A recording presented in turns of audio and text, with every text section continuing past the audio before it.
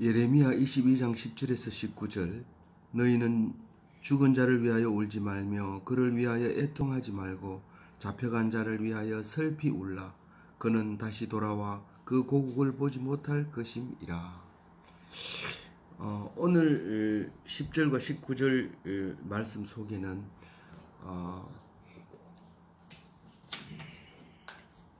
유다의 마지막 시대에 두 왕에 대해서 이야기하고 있습니다. 사실은 세 왕, 네 왕 이야기가 들어있지만 주된 이야기는 두 사람을 지금 말하고 있습니다. 그 중에서 오늘 샬룸과 여호야김에 대한 이야기를 하고 있는데, 샬룸의 아버지 요시야를 우리가 이야기를 해야 될 것이고, 또 여호야김 다음에 여호야긴이라는 왕 이름이 나와야 이 이야기가 되기 때문에 결국 오늘 말씀 묵상에 있어서는 네 명의 왕이 이 이야기가 나와야 됩니다. 이 네 명 중에서 첫 번째 요시야와 그때 있는 여호야긴은 우리는 꼭 읽어야 되는, 이야기해야 되는 이유는 예수님의 조상이라고 하는 것입니다. 우리가 성경을 왜 읽어야 되느냐? 왜 구약 성경에 제사 지내는 걸 읽어야 되느냐? 제사도 안 지내는데, 그렇게 말할 때 예수님은 제사를 지내지 않게 하기 위해서 오신 분이라는 것을 말하기 위해서 읽어야 되듯이, 오늘 이거를 읽어야 되는 이유는 예수님의 조상의 이야기이기 때문에 그렇습니다. 예수님은 거룩하시고 하나님의 아들이기 때문에 그 조상들도 다 죄 없는 사람이라고 생각하지 아니하고 죄 있는 그대로를 드러냄으로써 우리는 보통 사람, 누구도 예수님과 같은 그런 삶을 살 수 있다는 것을 말씀하고 계시는 겁니다. 오늘 10절에 보면 다윗의 집안에 대한 심판을 말하고 있습니다. 그러니까 왕위에 대해서 이야기를 하고 있는데, 그러면 집에 대한, 하우스에 대한 심판은 6절에 이미 나왔습니다. 그렇게 잘 지은 집, 멋있는 집, 그 집도 이제 심판하게 될 것이다 하는 것이고, 오늘 왕위가 이제 사라질 것이다, 눈에 보이지 않고 없어지게 될 것이다, 이제 그런 이야기로 시작을 하게 됩니다. 이 예루살렘은 우리가 찜질방에 가면 모래시계가 있으면 이쪽 모래가 저쪽 모래로 옮길 때 그 작은 구멍을 통해서 이렇게 모래가 빠져나갑니다. 그 작은 빠져나갈 때 굉장히 천천히 빠져나가는데, 그것을 병목 현상이라고 얘기를 하죠. 근데 그 병의 그 목에 예루살렘이 있는 거죠. 그러니까 메소포타미아 문명과 이집트 문명 사이에서 전쟁이 나면 싹 쓸고 가고, 이쪽에 가면 싹 쓸고 가고, 그렇게 하지만 거의 대부분 거기에는 뭐가 모이냐면 그 영광이 모이고 돈이 모이고 그런 거죠.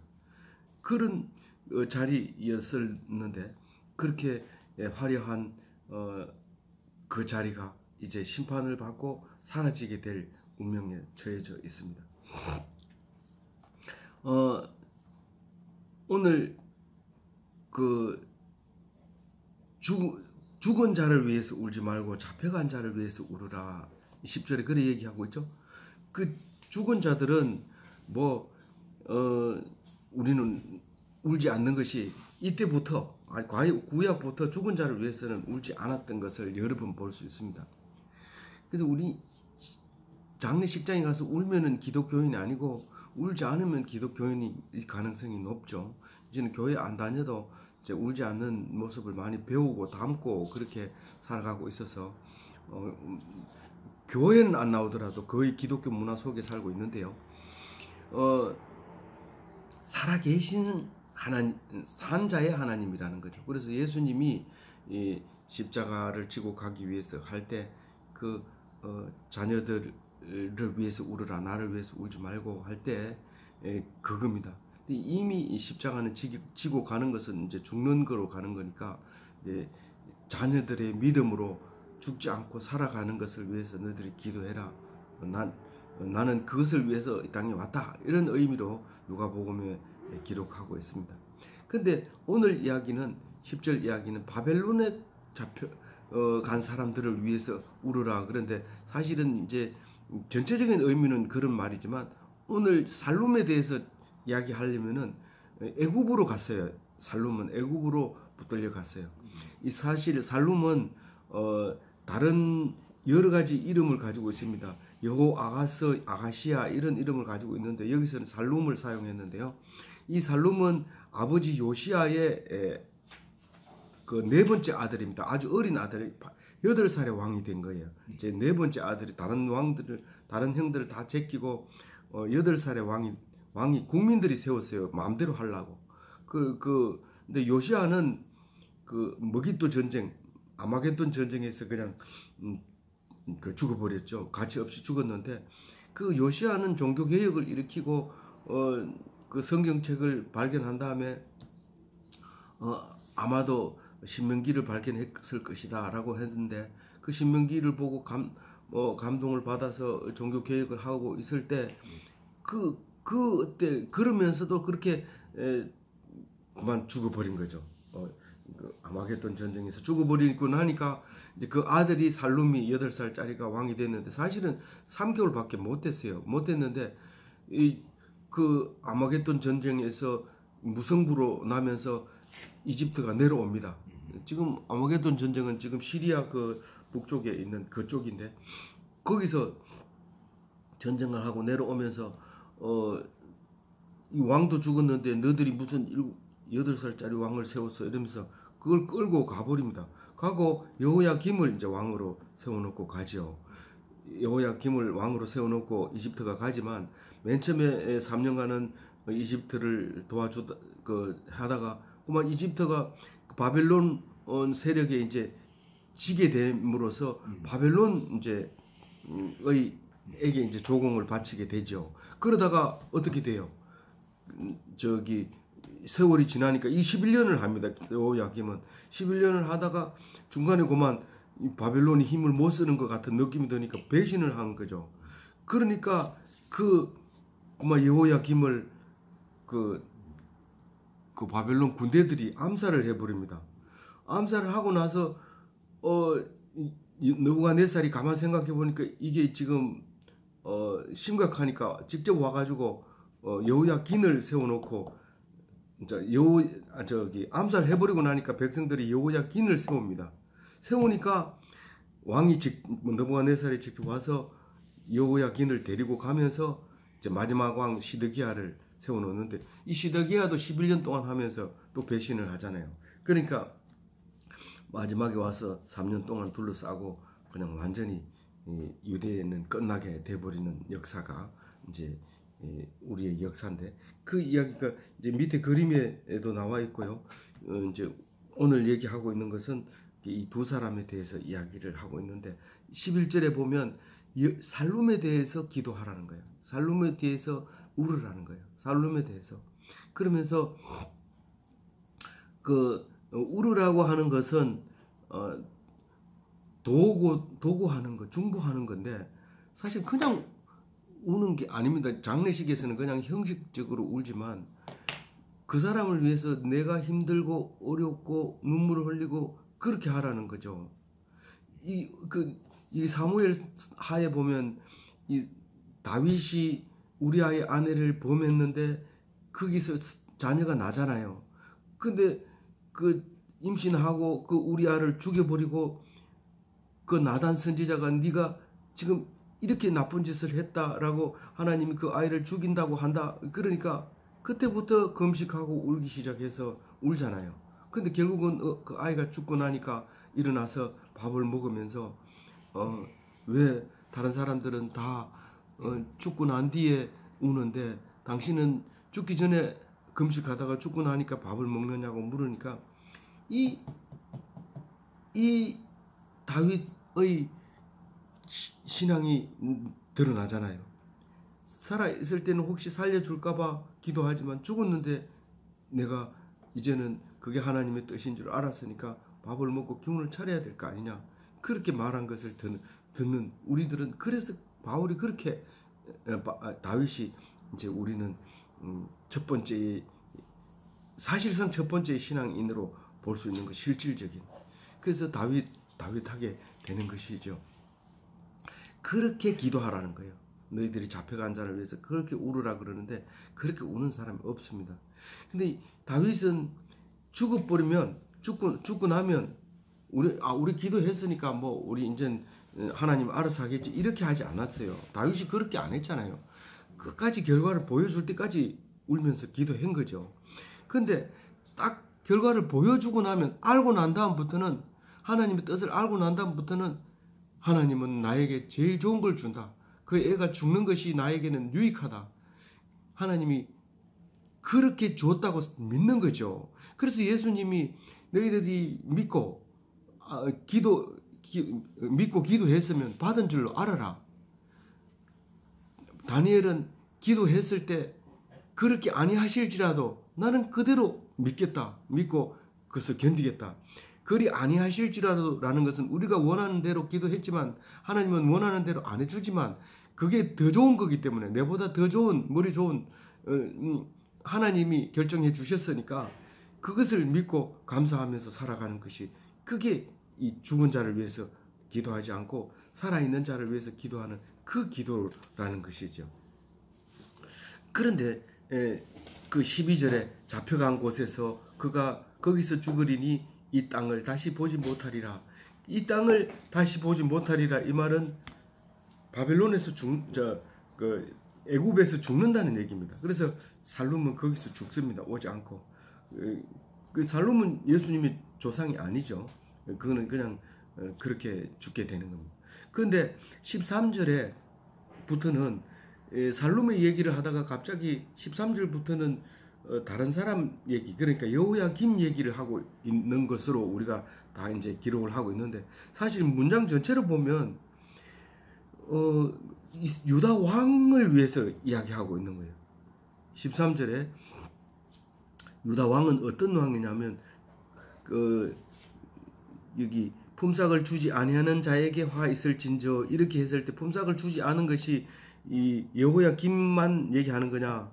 우리가 유다 왕의 잘못을 막 지적하다가 여호야김에게로 몰려 결론을 내려버리게 될 때 여호야김 이야기만이 아니라 전체적으로 이렇게 살았다는 거예요. 어떤 거냐면 살룸은 그 12절에 아니 12절 아니고 13절을 지금 하고 있는데, 그 불의로 집을 세우고 부정하게 다락방을 지은 왕, 이웃을 불러다가 일을 시키고 품삯을 주지 않은 왕, 이렇게 13절에 이제 표현을 하고 있죠. 근데 우리가 그 왕은 망했지만 항상 그 집은 남아 있습니다. 일본에 가도 오사카에 가도 그 오사카 성이라고 해서 그 왕이 다스리던 그 집들이 남아 있잖아요. 근데 그렇게 세우는 것을 왕이 되면은 다 하고 싶어 하는 거죠. 근데 이 성경에서는 그걸 금지하는 거죠. 금지하는 게 아니라 그것은 하나님을 의지하지 않는 그의 그 표징이라고 생각을 하고 말씀하고 있는 거죠. 사실은 길목에 세워 있는, 길목은 주막이 주로 있죠. 길목은 주막이 있고, 우리 동네도 그 주막이라고 하는, 주막이 서 있는 곳은 길이 양쪽으로 산이 있고 그 사이에 집이 있습니다. 다른 데로 가지를 못해요. 그 주막집 앞을 꼭 지나가야 되는데 거기에 술을 팔면 거의 들렸다 갑니다. 거의 들렸다가 그냥 지나가면 앉아있던 사람도 불러들여서 술을 먹이고 보내는데, 이 주막집을 동네 가운데 있는 큰 기와집처럼 지었다고 합시다. 우리 상상을 해봅시다. 그러면 그 기와집이 견딜 수 있겠어요? 주막집은 조그만하고 도둑이 들어와도 가져갈 거 없고 그렇게 지어놔야 되는 거죠. 우리는 주막집처럼 살아야 돼요. 나그네의 삶을 살아야 돼요. 우리는 예루살렘의 삶을 살아야 돼요. 그 예루살렘에서 성경이 나오잖아요. 이거 바벨론에서 나온 것도 아니고 이집트에서 나온 것도 아니잖아요. 이 주막집에서 많은 사람들, 오늘이 부자라고 큰소리 치는 사람이 내일 아침에 가보면 가난해 있고, 어제 밥을 얻어먹던 사람이 돈이 많아가지고 앉아있는 게 그게 주막집의 모습이잖아요. 이 예루살렘은 주막집이었던 거죠. 지금도 우리 동네 그 주막에는 집에 한 채 서 있는데 그것을 경영하던 그 경영이라고 할 건 없고 그냥 집에 그 아무 산 골짜기에 무슨 주인이 있어서 옛날에 집 지어놓고 그냥 거기 살았는데 그 아들들 딸들이 그 어머니를 위해서 집을 짓고 이렇게 한 칸짜리 집을 지어놓고 살게 하는데 거기는 외로워요. 주위에 집들이 없으니까. 그래서 집만 들은 그 자리를 옛날에 집이 있었다는 자리를 표시하는 것이지 더 살지는 못합니다. 그러나 동네는 여전히 사람들이 살고 있죠. 양쪽 동네는. 그렇게 이제 이 이스라엘이 망하게 되는 모습을 보는데 대표적인 불의죠. 집을 세우고 다락방을 높은 방을 만들어서 꾸미고 이런 거. 제가 사실 어렸을 때도 다락방에 있는 게 너무 멋있어 다락방 노래도 부르고 그랬지만 제가 2층이 있어서 이제는 2층에서 공부를 합니다. 너무 좋아요. 제가 그 계단을 오르내릴 때마다 만들어준 사람한테 감사하고 그렇게 하는데 내 친구들도 집을 짓는 걸 이렇게 보면서 2층 다락방의 이야기를 많이 하는 걸 볼 수 있습니다. 옛날 임금들도 그 다락방을 잘 꾸미고 백향목을 갖다가 빨간 칠을 해서 왕의 그 모습으로 아름답게 그립니다. 그 예루살렘에 길 가는 사람이 얼마나 많습니까? 이거 쳐다보면서 저게 누가 지은 거냐? 야, 여호야김이 그 레바논에서 가져온 백향목인데 요즘은 특별하게 제조 기술이 발달돼서 저렇게 아름답게 섬세하게 만들지 않느냐? 뭐 이런 소리를 듣는 걸 너무 좋아했던 그런 왕들의 멸망을 이야기하고 있는 것이죠. 그래서 14절에 집과 다락을 지으려는 왕, 아름답고 값비싸게 건축하려는 그 왕에 대해서 지적을 하면서 15절에 귀한 물건으로 왕이 되는 것은 아니다. 그 얘기를 못 박습니다. 근데 15절 얘기는 사실은 엄청난 얘기가 그 안에 들어있는데 중요한 얘기일수록 빨리 지나갑니다. 왜냐하면 지시한 얘기는 기억을 못하니까 자세하게 설명하지만 중요한 얘기는 예수 믿는 겁니다. 예수 믿으라 이러면 더 이상 설명 안 해도 다 알아들어야 되지만 사실 그 속에는 엄청난 얘기가 들어있는 거죠. 어떻게 믿어야 되고 누굴 믿어야 되고 왜 믿어야 되고 언제 믿어야 되고 왜 그렇게 됐어야 되는가 내용이 다 들어있지만 다른 얘기 깨끗하고 하고 있다가 마지막에 예수 믿어라 이렇게 근데 그게 15절 말씀입니다. 너네 아버지는 이러지 않았다. 너네 아버지 누굽니까? 요시아잖아요. 요시아는 누굽니까? 종교개혁자잖아요. 종교개혁자는 무슨 말입니까? 두루마리 성경을 발견해서 그것을 못 지킨 우리들을 탄식하면서 눈물을 흘리면서 그렇게 했던 그 아버지를 좀 닮아라 라고 얘기합니다. 그 아버지는 어땠느냐 하면 16절에 나를 알미 아니냐. 하나님을 아는 게 요시아고 하나님을 아는 게 종교개혁이고 하나님을 아는 것이 진짜 왕이지 집을 잘 짓고 그런 게 왕이 아니지 않느냐 그 얘기를 15절에 하고 있는 거예요. 그는 먹고 마셨다 이렇게 얘기합니다. 그게 무슨 말인지 몰라서 아주 이것 때문에 시간을 많이 낭비를 했어요. 주석도 여러 개 봤는데 마음에 드는 게 없어요. 그러나 그 주석 속에 영감을 딱 주는 거예요. 우리는 예수 믿으라고 할 때 아무 설명 안 하고 예수 믿으라 한다. 이 지금 먹고 마셨다는 얘기는 그냥 먹고 마신 게 아니라 하나님의 영광을 위해서 먹고 마셨다는 거다. 그런 말을 들을 수 있는 것이죠. 네 아버지가 먹고 마시지 아니하였느냐. 네는 집에다가 붉은 칠을 칠하고 2층을 만들고 그 백향모로 만들지만 너네 아버지는 먹고 마시지 아니하였느냐. 다른 무슨 그 실적이 남아있는 게 없지 않느냐. 근데 그는 정의와 공의를 행하지 아니하느냐. 그런 말이죠. 먹고 나면 정의와 공의를 행했다는 거죠. 다른 거 안 하고 먹고 마시고는 계속 정의와 공의와 행했는데 그게 품삯을 안 준다든가 무슨 뭐 그런 짓을 안 했다는 거죠. 근데 그렇게 했는데 그 사람이 형통했나 안 했나 그 얘기하는 거죠. 일찍 죽어도 형통했고 남에게 칭송을 못 받아도 형통했고 어떻게 하니까 하나님 말씀을 듣고 하나님 말씀을 잡고 있으니까 후세 사람들이 그렇게 얘기하고 이것은 지금 하나님이 얘기하고 있지만 하나님이 그렇게 인정해 주지 않느냐는 거죠. 그 얘기를 지금 말하고 있습니다. 정의는 제다카, 공의는 미시파트. 이 예레미야서만큼은 확실하게 번역을 해놨어요. 왜냐하면 두 개가 항상 같이 다니기 때문에. 근데 어떤 성경에는 정의만 나오고 어떤 때는 미시파트만 나오기 때문에 제다카를 공의로 번역할 때도 있고 미시파트를 정의로 번역하는 부분들이 있어요. 특히 개역 개정에는 그런 것들이 내 눈에도 띄는데 그래서 이제 그런 게 있어서 그렇지 이 예레미야서만큼은 제다카를 정의로 미시파트를 공의로 했습니다. 우리말로 공의는 사람에게 있는 게 아니라 하나님께 있는 걸 공의라 그러고 사람에게 있는 옳음은 정의로 표현을 해놨습니다.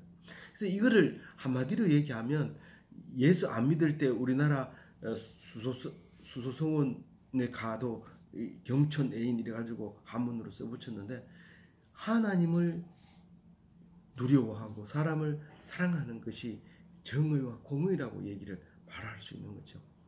그렇게 했던 요시아를 왜 못 담고 그렇게 못된 짓을 해서 망하느냐. 여호야김을 그렇게 야단치고 있는 경질하고 있는 심판하고 있는 그 말이 이 16절 말씀이죠. 그러면서 한마디로 딱 꼬집어서 17절에 얘기합니다. 너는 눈과 마음에 악이 가득하다. 그렇게 평가를 합니다. 탐욕이 가득하고 탐욕이라는 것은 폭력으로 얻은 이익을 탐욕이라고 합니다. 그냥 있는 대로 순리대로 먹으면 하나님의 축복이지만 안 주는 걸 막 그냥 뺏어가지고 오는 거 이런 거는 탐욕이라. 무죄한 자를 죽이고 여기서는 무죄한 피를 흘렸다. 죽인다는 말은 거의 안 씁니다. 왜냐하면 단어가 헷갈리거든요. 우리가 예수 안 믿어도 죽는다 이런데 그게 헷갈리니까 이건 무죄한 피를 흘리고 압박과 포악을 행하려 할 뿐이다. 압박은 이 강탈, 상해, 이걸 프레셔, 압제하는 거죠. 자기가 지위를 이용해서. 그리고 압박, 포악을 자행하고 폭력, 뭐 거의 같은 의미지만 다른 단어를 써서 아주 강하게 강조하고 있는 말을 하고 있습니다. 그러면서 이제 그게 여호야김이다라고 18절에 그게 바로 여호야김이다 이렇게 얘기를 하면서 여호야김이 죽어도 슬퍼하지 않는다는 거죠. 내 형제가 죽었다, 내 자매가 죽었다 이렇게 하면서 슬퍼하면서 통곡하지 않는다는 거죠. 뭐 여호야김이 남자인데 왜 자매라고 얘기하냐? 그 애가 속에 통곡하는 애곡하는 속에 그 가사가 그렇게 돼 있는 거죠. 누구에게나 그렇게 부른다는 거죠. 죽은 자를 위해서 그렇게 울어주는 건데 그렇게 울어줄 사람이 없다는 겁니다. 그리고 슬퍼다 주여 슬퍼다 영광이여. 주여 이 말은 하나님 보고 얘기하는 것이 아니라 왕이기 때문에 여호야김이 왕이기 때문에 왕이 죽으면 그 왕의 영광 그 왕의 그 대단함 그것이 정말 더없이 갔구나 슬퍼다 이렇게 울어야 왕의 죽음을 슬퍼하는 정상적인 건데 그렇게 울지도 않는다는 겁니다. 이 여호야김은 어떻게 죽었다고요? 아까 얘기했지만 머리에 안 남아 있을 거예요. 잘 쉽게 안 남아. 여호야김은 이게 암살됐다는 거예요. 11년 동안 통치하면서 주막집이 어떻게 저기 기와집 대궐처럼 지어놓는 그런 걸로 주막에다 지으려고 했으니까 그거 그냥 놔둘 리가 없죠. 거기서 보통 주막집에서는 12시 넘으면 거기서 고소 덮치고 노름을 합니다. 그러면 그것을 앉아서 술 갖다 주고 돈 받고 아주 술 다 떨어졌다 이러면 아주 더 비싸게 받고 또 술 다 떨어져가면 물 부어서 파고 이렇게 하는 그 주막 거기 엄청난 돈을 벌고 있는 그 돈으로 큰 집을 짓고 자랑하고 이러니까 그것을 파괴해버려요.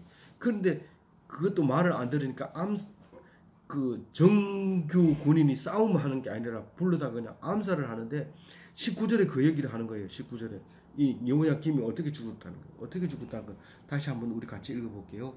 그가 끌려 예루살렘 문 밖에 던져지고 나귀같이 매장했다. 그래서 그냥 죽여버립니다. 죽이니까 국민들이 여호야긴을 세웁니다. 여호야긴은 여호야김의 아들입니다. 그 아들을 딱 세우니까 이제 바벨론 왕이 와가지고 그거를 끌고 가고 마지막 왕 시드기야를 살려놓는데 이 시드기야가 배반하는 바람에 이제 완전히 끝나버린 거죠. 더 이상 왕이 없는 거죠. 그 여호야긴이 끌려가가지고 바벨론에 가서 죽은 듯이 그 왕이 죽을 때까지, 바벨론 왕이 죽을 때까지 있다가 그 죽고 난 다음에 살아남아서 예수님의 조상이 되는 것입니다. 아무쪼록 우리가 이 상황을 보면서 이 예레미야는요, 사실상 바룩이라 하는 사람이 예레미야를 기록을 하게 되는데 그 바룩이 기록한 이 예레미야서, 또 예레미야가 슬퍼했던 애가 이것을 보면서요, 이렇게 자세하게 적혀 있는 건 없다는 거예요. 왜 그럴까요? 왜 성경 이러면 진짜 진수가 예레미야고 예레미야 아이가입니다. 왜 그럴까요? 이 바벨론에 갔다 와서 성경을 쓰기 시작했는데 그 중에서 가장 손실이 적은 게 예레미야서죠. 사실 예레미야서 3장 4장을 막 같은 거는 다 불태워 버립니다. 이 누가요? 시드기야가 바룩이 써서 올리면은 그 앞에서 막 불을 태웁니다. 예레미야는 성전에 못 들어오게 했어요. 금지령을 내려버리고, 그래가지고 그 제자 바룩이 쓰는 걸 가지고 가서 성전에서 막 읽어줍니다. 그러니까 시드기야가 그거를 그 옆에서 그냥 읽으면 두루마리를 다 태우고 이렇게 해서 사라져 버렸지만, 그럼에도 불구하고 가장 많은 자료가 남아서 우리에게 성경으로 읽혀지게 되는데, 이것은 바벨론에 갔다 와서 70년 뒤에 이것을 고이 간직해서 우리에게 들려주는 귀한 말씀이기 때문에 선지자 중에서도 예레미야만큼 자세하게 적어놓은 거 없고요, 선지자의 글만큼 자세하게 기록한 예레미야만큼 없습니다.